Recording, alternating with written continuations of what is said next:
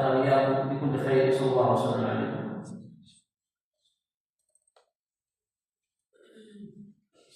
السلام علیکم ورحمۃ اللہ. الحمدللہ والصلاۃ والسلام علی من لا نبی بعد. شیخ اکرم نے بہت ہی اہم اور قیمتی نصیحتیں کی ہیں. پہلی نصیحت یہ ہے کہ سوال کہ اللہ رب العالمین نے ہمیں کیوں پیدا کیا، اس کا جواب قرآن مجید میں موجود ہے کہ اللہ نے ارشاد فرمایا وما خلقت الجن والانس الا ليعبدون. اللہ نے فرمایا کہ ہم نے انسانوں اور جناتوں کو پیدا اس لیے کیا ہے تاکہ اس روئے زمین پر لوگ توحید کا پرچم لہرائیں، ایک اللہ تعالیٰ کی وحدانیت کا اقرار کرتے ہوئے اللہ کی عبادت کریں.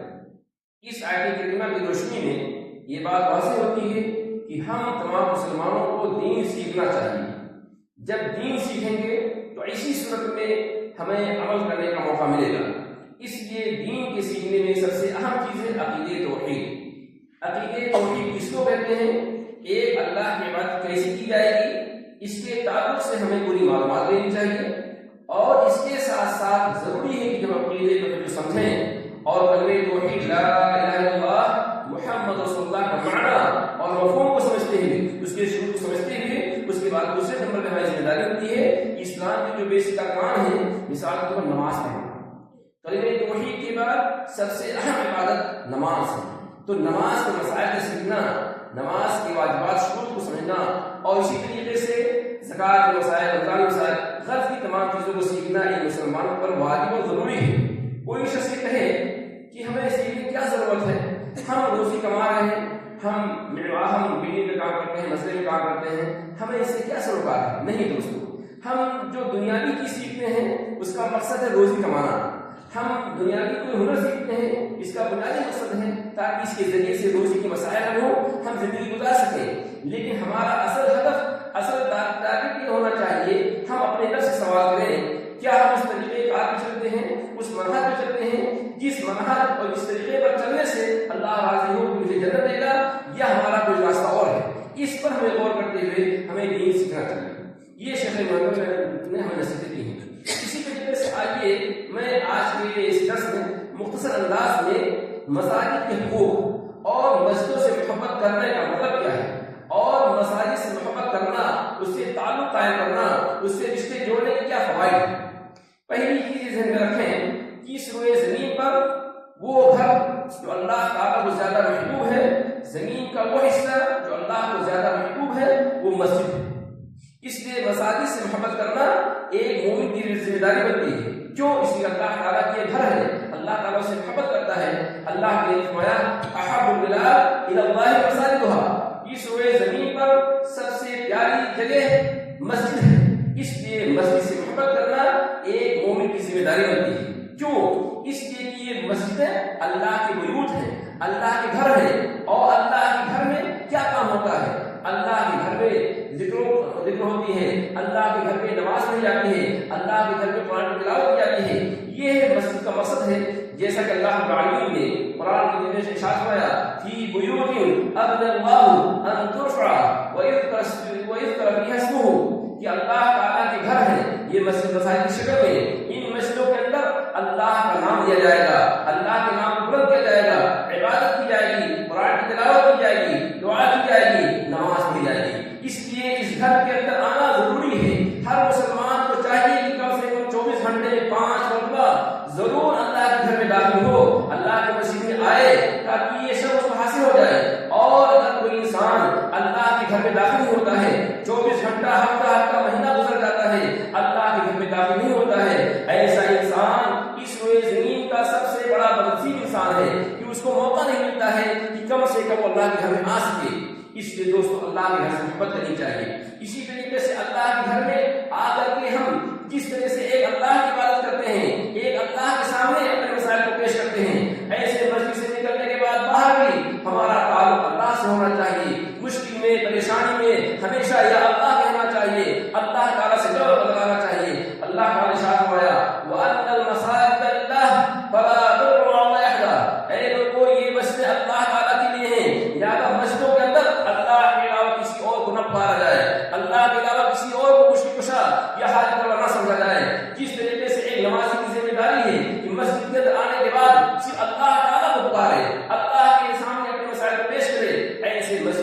بعد بھی. کیوں؟ اس لیے کہ یہ مسجد اللہ کے لیے ہیں، اللہ کی عبادت کی جائے گی. اسی طریقے سے ایک نمازی سورہ فاتحہ کی تلاوت کرتا ہے. سورہ فاتحہ سب سے اہم سورت ہے اور ہر نماز میں تلاوت کی جاتی ہے. ہر نمازی بار بار اقرار کرتا ہے ایاک نعبد و ایاک نستعین، اے میرے پروردگار ہم تیری ہی عبادت کریں گے اور تجھ ہی سے مانگیں گے. معلوم یہ ہوا کہ آیت کریمہ کو ہم بار بار پڑھتے مسجد کے اندر تو مسجد سے نکلنے کے بعد بھی ہمارا تعلق اللہ سے ہونا چاہیے. یہ ہمیں توحید کا پیغام دیتا ہے. اس لیے ہمیں توحید کو سمجھنا، شرک سے بچنا اور شرک سے بچنے کے لیے اس کے مسائل کو سمجھنا یہ ہر مسلمان کی ذمہ داری ہے.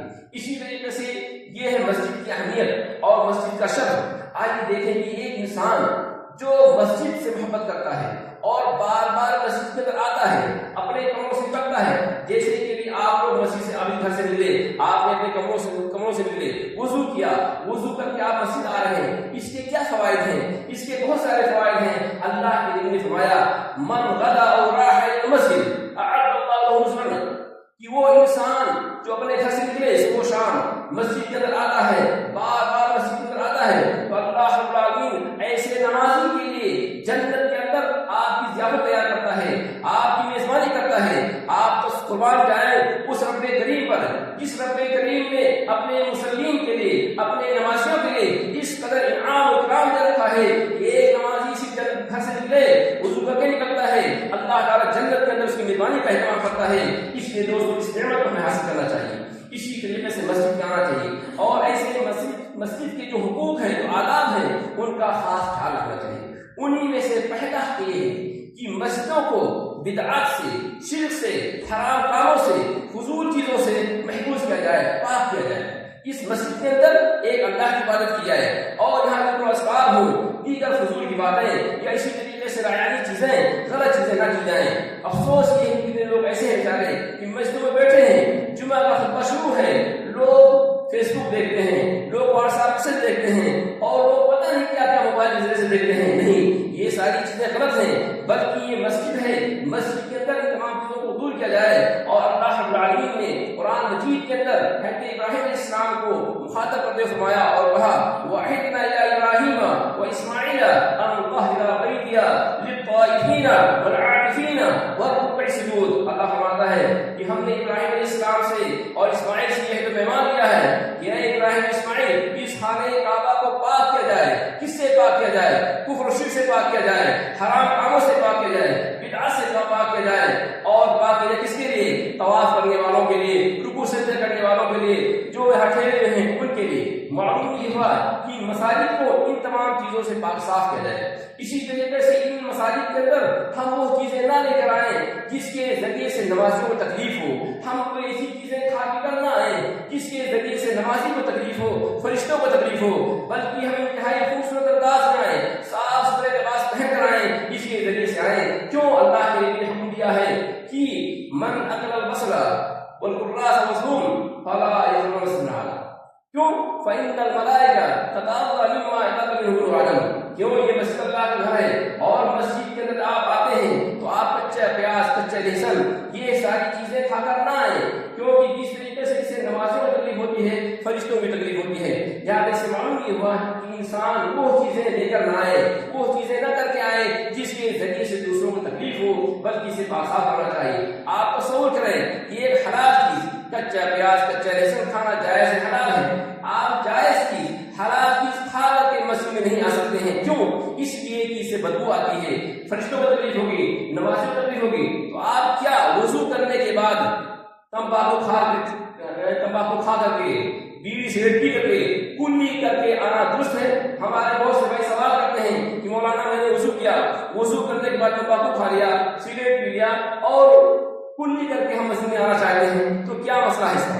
آپ فیصلہ خود کریں. فیصلہ آپ کے ہاتھ میں ہے کہ جب کچا پیاز، کچا لہسن کھا کر کے مسجد میں آنا جائز نہیں ہے، اس سے تکلیف ہوتی ہے، تو وہ چیز جو حرام چیز ہو جس کو شریعت نے حرام قرار دیا ہے، کیا اس حرام چیز کو کھا کر کے اور کلی کر کے مسجد میں آنا درست ہوگا؟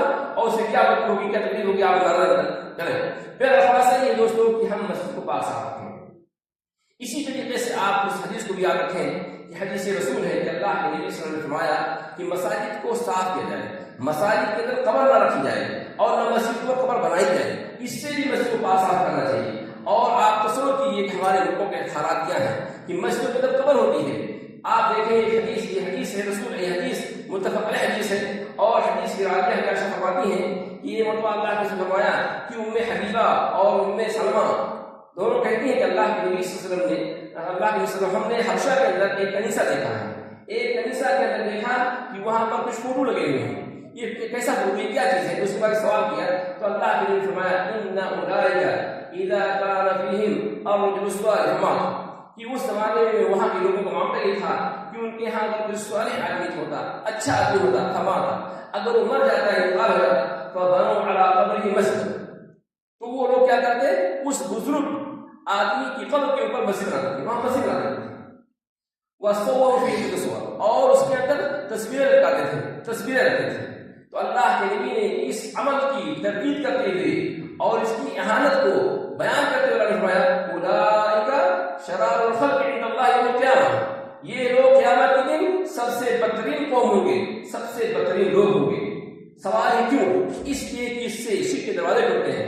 اس لیے اپنے مساجد کو قبروں سے پاک کرنا، شرک بدعت سے پاک کرنا ہماری ذمہ داری ہے دوستو. اس لیے ہم مساجد سے محبت کریں. کیوں؟ اس لیے کہ اگر آپ مساجد سے محبت کرتے ہیں تو قیامت کے دن میدان محشر میں اللہ رب العالمین آپ کو موقع دے گا کہ آپ اللہ کے عرش کے سائے میں رہیں گے. جیسا کہ حدیث کے اندر آیا وَرَجُلٌ قَلْبُهُ مُعَلَّقٌ بِالْمَسَاجِدِ، ایک انسان، ایک مرد مومن جس کا دل ہمیشہ مسجد سے لٹکا ہوا ہے، ایسے انسان کو رب کریم وہاں سائے سے موقع دے گا. اس لیے مساجد سے محبت کرنا، بار بار مسجد میں آنا، نمازوں کی پابندی کرنا ایک مومن کی علامت ہے. اللہ تعالیٰ سے دعا کہ اللہ تعالیٰ ہم تمام بھائیوں کو ان کہی ہوئی باتوں کا عمل کرنے کی توفیق دے اور زیادہ سے زیادہ دین سیکھنے کی توفیق دے. اور انشاءاللہ ابھی ہمارے شیخ محترم ہمارے سامنے 2-4 منٹ سے نصیحت کریں گے، اس کے بعد ہم لوگ بیٹھیں گے اور پریکٹیکل طور پر وضو کا طریقہ، تیمم کے مسائل اور کوئی نماز کی مسائل انشاءاللہ پیش کی جائیں گے.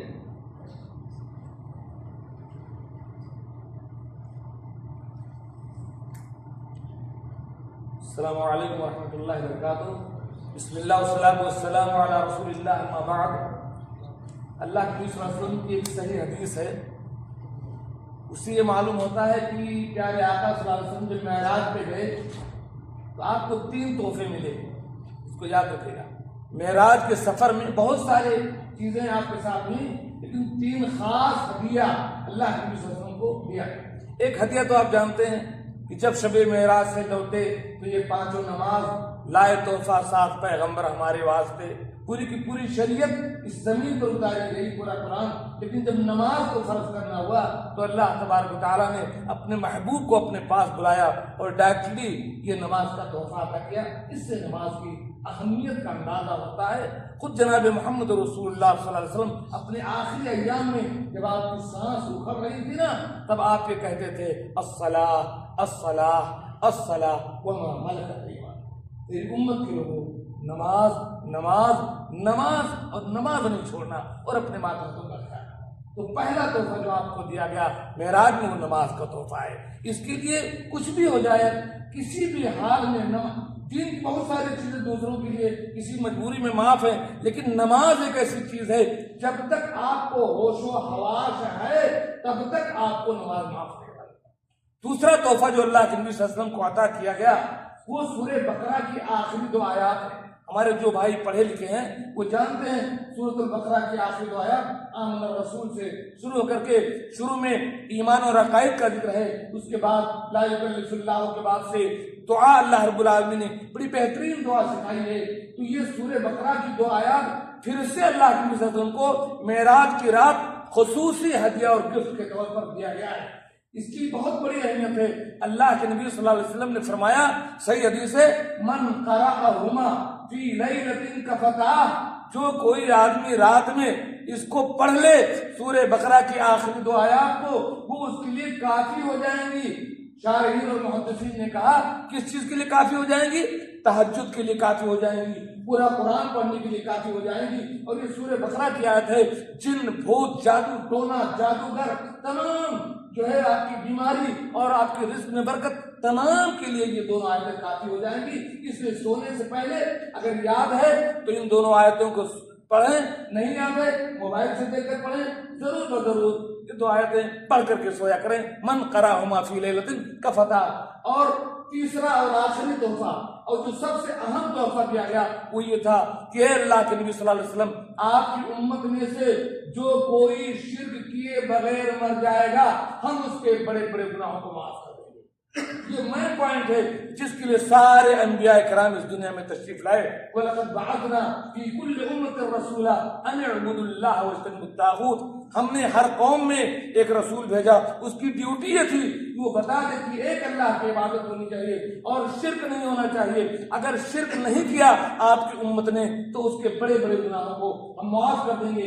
یہی بات اللہ تبارک و تعالیٰ نے قرآن مجید میں کہی ہے کہ ان اللہ لا یغفر ان یشرک بہ ویغفر ما دون ذلک لمن یشاء، اللہ تعالیٰ اس بات کو کبھی نہیں معاف کرے گا کہ اس کے ساتھ شرک کیا جائے، اور شرک کے علاوہ دوسرے گناہ ہے اگر اللہ تبارک و تعالیٰ چاہے تو معاف کر دے گا۔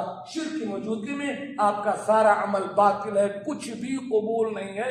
لئن اشرکت لیحبطن عملک، اگر آپ نے شرک کیا تو آپ کا عمل اکارت اور برباد ہے۔ اللہ تعالیٰ سے میں دعا کرتا ہوں کہ اللہ تبارک و تعالیٰ ہمیں پیارے حبیب کے معراج کی رات میں لائے ہوئے ان تینوں تحفوں کی قدر کرنے کی، ان کا اہتمام کرنے کی اور ان پر عمل کی توفیق دے۔ آمین۔ السلام علیکم ورحمۃ اللہ وبرکاتہ۔ تو اب سوالات ہیں ہماروں کے سامنے وضو کے تعلق سے، وضو مسائل۔ پہلی چیز ہے کہ وضو کرنے کا کیا کیا فائدہ ہے، کیا کیا ثواب ملے گا، کوئی بتا سکتا ہے؟ چھوٹا سا ایسے وضو ہم لوگ کرتے کیوں کرتے ہیں، اس سے کیا ملے گا؟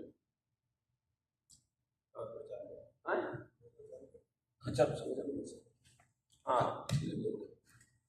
وضو کے فوائد کیا ہیں، یعنی وضو ہم لوگ کرتے ہیں اس سے کیا کیا فائدہ ملے گا، تھوڑا سا بتائیں، ایک دو فائدہ بتاتے ہیں۔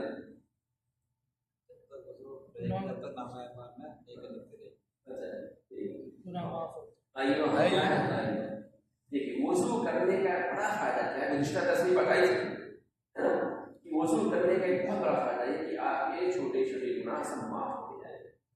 حدیث سے بیان کیا نا الا ادلکم علی ما یحط به الخطایا ویرفع الدرجات، اس میں کیا ہے اسباغ الکریم، وضو کرنا مکمل کیسے کرنا، سنت کے مطابق، اپنی مرضی سے نہیں، بدعت و اجتہاد نہیں کرنا، سنت کے مطابق اگر آپ وضو کریں گے تو آپ کو ثواب ملے گا، کیا اس سارے گناہ معاف ہو جائیں گے۔ یہ بات ہے۔ دوسرا مطلب ہے اس کا ترجمہ ہوتا ہے ان للامتی یاتون یوم القیامہ غرا محجلین بآثار الوضوء۔ دوسرا فائدہ یہ ہے کہ قیامت کے دن میدان محشر میں صرف اللہ کے نبی کے ماننے والے امت محمدیہ کی جو لوگ نمازی ہیں، جو لوگ دنیا کے اندر وضو کرتے ہیں، صرف ان کے ہاتھ پاؤں چمکیں گے، اور ان کے ہاتھ پاؤں چمک کو دیکھ کر کے اللہ کو کہیں گے کہ یہ میری امت کے لوگ ہیں، میرے ماننے والے ہیں، ان کو آنے دو، ان کو آنے دو۔ تو یہ شرط کس کو ملے گا، ایک نمازی کو ملے گا جو دنیا میں وضو کرتا ہے۔ تو وضو کرنے کا ایک دوسرا فائدہ ہے، ٹھیک ہے دوست؟ چلو سب ہو گیا۔ وضو کرنے سے پہلے کیا دعا پڑھنا چاہیے؟ کیا دعا ہے؟ بسم اللہ۔ الحمدللہ یہ بھی دعا ہے، ہمارے پاس لوگ سمجھتے ہیں کہ یہ دعا نہیں ہے، اور کبھی بار لوگ پوچھتے ہیں دعا کہاں جاتا ہے، وضو کے بعد کون سی دعا ہے؟ تو وضو سے پہلے بھی دعا ہے، وہ دعا ہے بسم اللہ، بسم اللہ۔ اور وضو سے فارغ ہونے کے بعد کیا دعا کرنی چاہیے؟ ہاں کیا ہے؟ اس دعا کے پڑھنے کا فائدہ کیا ہے، کیا ثواب ملے گا اور کیا ثواب ملے گا؟ ہم نے وضو کیا سنت کے مطابق، یہ دعا پڑھنی ہے، اس دعا پڑھنے کا ہمیں ثواب فائدہ کیا ملے گا تاکہ اسی کا میرے اندر برکت پیدا تڑپ پیدا ہو۔ ماشاء اللہ، یہ بات اسی تصویر بتائی تھی، مقصد تیار ہے، یہ تصویر بتائی تھی، کہا کہ من توضأ فأحسن وضوء، کہ جو آدمی وضو کرے سنت کے مطابق وضو کرے، ثم يقول پھر یہ دعا پڑھے اشهد ان لا اله الا الله وحده لا شريك له واشهد ان محمدا عبده ورسوله فتحت له ابواب الجنه السماويه۔ سبحان اللہ، کہ اس کے لیے جنت کے آٹھوں دروازے کھول دیے جاتے ہیں اور آواز آتی ہے کہ کس دروازے سے آپ چاہیں جنت میں چلے جائیں۔ سبحان اللہ، اتنی بڑی نعمت ہے۔ یہ نعمت کس کو ملے گی؟ بے نمازی کو ملے گی؟ نمازی کو ملے گی، اور 5 ٹائم کم سے کم آپ دروازہ کھلا سکتے ہیں، 5 ٹائم کم سے کم جنت کے آٹھوں دروازے آپ کھلوا سکتے ہیں جانے کے لیے۔ تو اس عمل کو ہمیں اختیار کرنا چاہیے، ٹھیک ہے؟ تو یہ وضو کا طریقہ ہے، وضو کا دعائیں ہوئی ہیں، وضو کا طریقہ تو ہم نے سب پہلے جس میں میں نے دیکھا تھا۔ سوال یہ کہ تیمم ہمیں کرنا ہے تیمم مثال کو ٹھنڈی بہت زیادہ ہے، کوئی مجبوری ہے، کوئی بیماری کے مسئلے ہیں، ہمیں تیمم کرنا چاہیے. تو تیمم کرنے کا کیا طریقہ کار ہے؟ تیمم سے پہلے کیا دعا پڑھنی چاہیے اور تیمم کرنے کے بعد کیا دعا پڑھنی چاہیے؟ تیمم کا طریقہ کیا ہے؟ نیمال سے ایوہ تیمم سے کرنا ہے بہت صحیح. تیمم کرنا ہے مٹی سے. قرآن کیا ہے؟ فَإِن لَّمْ تَجِدُوا مَاءً فَتَيَمَّمُوا صَعِيدًا طَيِّبًا. ٹھیک ہے، مٹی سے تیمم کریں، پاک مٹی سے. اور کیا طریقہ ہے؟ جیسے وضو کرنا ہے ویسے ہی کرنا ہے. اچھا جی ہاں ٹھیک ہے. ڈال لیں گے. ہاں جواب فرض ادا ہوئیں گے نا، فرض ادا ہوئے. اچھا ہاں. تو لگتا ہے کہ اکثر لوگ تیمم کو طریقہ نہیں جانتے، اس لیے میں اس کو اسی لیے میں اس کو کیا گیا تاکہ ہمیں اس سے بچے. دیکھیے تیمم کرنا یہ درست و صحیح ہے جب پانی موجود نہ ہو یا کہ آپ کی کوئی بیماری ہو، کوئی مجبوری ہو اور پانی استعمال کرنا آپ کے لیے مشکل ہو تو تیمم کر کے نماز پڑھنی چاہیے. نماز نہیں پڑھنی. تیمم کا طریقہ کار اللہ رب العالمین نے قرآن مجید میں خود بیان کیا ہے. کیا بیان کیا؟ فَإِن لَّمْ تَجِدُوا مَاءً فَتَيَمَّمُوا صَعِيدًا فَامْسَحُوا بِوُجُوهِكُمْ وَأَيْدِيكُمْ مِنْهُ بَس. کہ اگر پاک پانی نہ ملے تو پاک مٹی سے تیمم کرو. اور تیمم کرنے کے وقت صرف قرآن نے فرمایا کہ دو چیزوں کو پوچھنا ہے، دو چیزوں پر اپنا ہاتھ پھیرنا ہے. کون سی دو چیزیں ہیں؟ صرف فَامْسَحُوا بِوُجُوهِكُمْ اپنے چہرے کو پوچھ دینا اور اس کو ہاتھ کو. تو یہ پتا چلا کہ تیمم کے طریقے میں صرف دو چیزیں ہیں، چہرہ اور ہاتھ. اتنا مسئلہ کرنا ہے. پیر نکل گئے، پیر نہیں کرنا ہے، سر نہیں کرنا ہے، کان نہیں کرنا ہے، صرف چہرہ اور ہاتھ. یہ دو ہمیں مسئلہ کرنا ہے بس. سوال یہ کہ ہاتھ کا مسئلہ کہاں تک کریں گے؟ قرآن نے کہہ دیا کہ ہاتھ کا مسئلہ کرو. یہاں سے شروع کریں گے، یہاں تک کریں گے، یہاں تک کریں گے، یہاں تک کریں گے، کہاں تک کریں گے؟ یہ سوال ہے. اس کا جواب یہ ہے کہ قرآن مجید کے اندر جہاں کہیں بھی لفظ ید آیا ہے، لفظ ید ہاتھ، تو ہاتھ سے مراد کیا لیتے ہیں؟ الکف. بس یہاں پہ قرآن مجید کہیں بھی دیکھیں کہ اگر جہاں جہاں ید کا لفظ آیا ہے وہاں ید سے مراد ہوتا ہے یہاں پہ کف. دلیل کیا ہے؟ قرآن کی جو آیت کریمہ ہے السارق والسارقۃ فاقطعوا ایدیہما، چوری کرنے والے چاہے مرد ہو یا عورت ہو ان کے ہاتھ کہاں تک کاٹے جائیں گے؟ کہاں تک؟ یہاں تک کاٹے جائیں گے. تو پتہ چلا کہ ہاتھ سے مراد یہاں جو قرآن نے فرمایا کہ تیمم کرنے کے وقت صرف ہاتھ میں مسح کرنا ہے، ہاتھ پر ہاتھ میں ہاتھ کو مسح کرنا ہے. وہاں ہاتھ سے مراد کیا ہے؟ یہ ہے. یہاں تک کیا نہیں. لہٰذا ہمارے وہ بھائی جو مسح کرتے وقت یہاں تک کرتے ہیں صحیح نہیں، صحیح ہے. لیکن اردو میں کرنا ہے. کیوں اردو میں کرنا ہے؟ کیونکہ اللہ کے نبی صلی اللہ علیہ وسلم نے یہاں تک بتایا ہے. کیونکہ قرآن میں بھی فرمایا گیا کیا کہا ہے؟ فَاغْسِلُوا وُجُوهَكُمْ وَأَيْدِيَكُمْ إِلَى الْمَرَافِقِ. تو قرآن نے وضو کرنے کا طریقہ بتایا ہے کہ کہاں تک کیا دھلنا ہے، یہاں تک دھلنا ہے، مرافق کا بتایا. لیکن تیمم کرنے میں کیا قرآن نے بتا دیا کہ نہیں ید، اور یہ سمرا یہ تھا. یعنی صحیح بات یہ ہے کہ تیمم کرنے میں صرف چہرہ اور ہاتھ ہے اور ہاتھ سے مراد نہیں ہے. قرآن کی دلیل کی روشنی بات واضح ہوگی. اب آئیے کہ اللہ کے کر کے بتا دیجیے. اللہ کے نبی صلی اللہ علیہ وسلم نے ایک صحابی رسول کو تیمم کا طریقہ سکھایا. لہٰذا جب اللہ کے نبی نے طریقہ سکھا دیا پریکٹیکل طور پر، ہمارا بھی عمل وہی ہونا چاہیے. اور یہ حدیث صحیح بخاری میں، صحیح مسلم میں موجود ہے. حدیث کے راوی ہیں عمار بن یاسر مانتے ہیں. عمار بن یاسر کو اللہ کے وسلم نے پورا طریقہ سکھایا تھا اور اللہ کے نبی نے کیا کہا؟ اللہ کے نبی نے اپنے ہاتھ کو، دونوں ہاتھ کو زمین پہ مارا. یعنی سنت کیا ہو گیا کہ پہلے آپ بسم اللہ کہیں گے. طریقہ یہ ہے کہ پہلے بسم اللہ کہیں گے، بسم اللہ کہیں گے اپنے دونوں ہاتھوں کو زمین پہ ماریں گے جیسا کہ اللہ کے نبی نے خود ایسا کیا. پھر اس کے بعد دیکھیں اگر مٹی زیادہ لگی ہے تو آپ اس کو کھول سکتے ہیں، پھاڑ سکتے ہیں. نہیں زیادہ لگی ہے تو جھاڑنے کی ضرورت نہیں ہے. اس کے بعد کیا کرنا ہے؟ آپ نے بسم اللہ مارا، پھر آپ کیا کریں گے؟ چہرے پر کتنی مرتبہ؟ ایک بار. کتنی بار؟ ایک بار. اس کے بعد یہ بس ہو گیا خلاص. اس کے بعد وضو کے بعد کی دعا پڑھ لیں گے. کون سی دعا؟ اشہد ان لا الہ الا اللہ وحدہ لا شریک لہ واشہد ان محمدا عبدہ ورسولہ. یہ ہے تیمم کا طریقہ اور اسی طریقے سے ہمیں تیمم کرنا چاہیے. کیا ہمیں تو تیمم کا طریقہ یہی ہے. بسم اللہ کر کے آپ بسم اللہ ماریں گے اور اس کے بعد یہ اور اس کے بعد یہ خلاص. دوسری بات یہ ہے، یہ بھی قانون سمجھیں کہ غسل کرنے میں، دھلنا اور مسح کرنے میں کیا فرق